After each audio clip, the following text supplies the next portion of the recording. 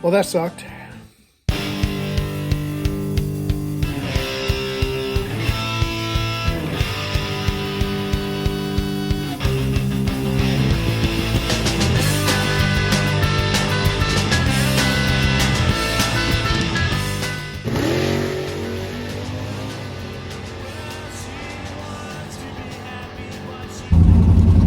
Alright guys, we're on our way to our tech-in. I'll let you know how it goes. Alright guys, we passed tech and now it's time to get into the staging lanes. I'll call Jeff and try to meet him over there.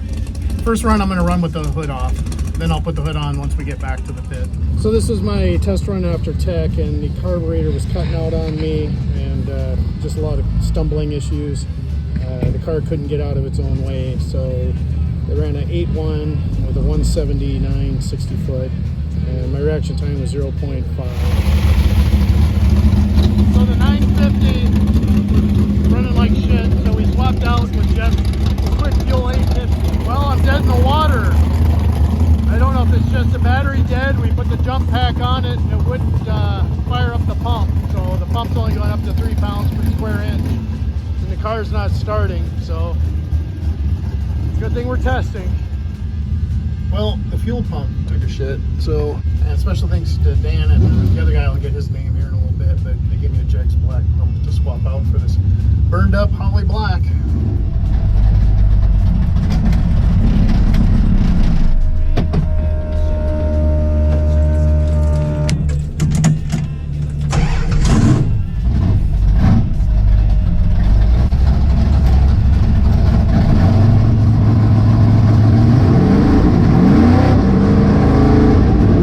Let's talk about the embarrassing part of this story. I pretty much went 28 hours without sleep trying to get this car ready and loaded on the trailer so I could go race.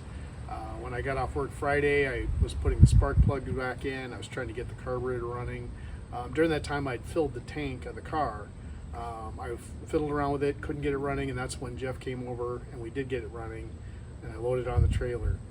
Well, when I made the pass, then the car sputtered and kept choking. Was it because of the carburetor, or was it because the fuel cell was out of gas? I didn't check to see how much fuel I had in my tank. So it wasn't until we put the new carburetor on that I went back into the staging lanes that the car died. And granted, when I went to turn it, the power on the car was low. Could just barely spin the starter, and the car didn't kick over. So we thought, it was an electrical thing, tried jumping it, but then we did. The fuel pump came up to about 3 pounds per square inch, and it filled the bowls. So I was just figuring that my charging system wasn't enough to get the pump going to fill the carburetor. So then when I was backed off the lanes and was coming around and the car died again, I just assumed that it was the charging system that was down. And then when I was checking it and I noticed that the pump was smoking, and I'm like, it's the fuel pump. And it wasn't until we got the fuel pump changed that I realized that my fuel cell was empty. The first pass I made, was it because the carburetor was junk, or was it because I just didn't have enough fuel in the tank and it was kind of cavitating? That we'll never know, but we're going to pretty much stay with the 850 carburetor because it's a little bit better carburetor. And as you can see, backed it off the trailer. The new pump sounds stronger than the one that was in the car to begin with.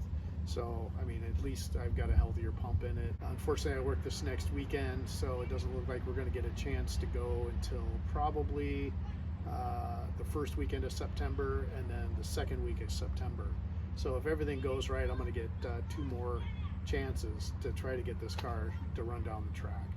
But I think it's my own fault. I made kind of a cocky community post about going to the track, and I had no reason not to believe that the car was going to perform like it did last year. Unfortunately, it's me that wasn't performing.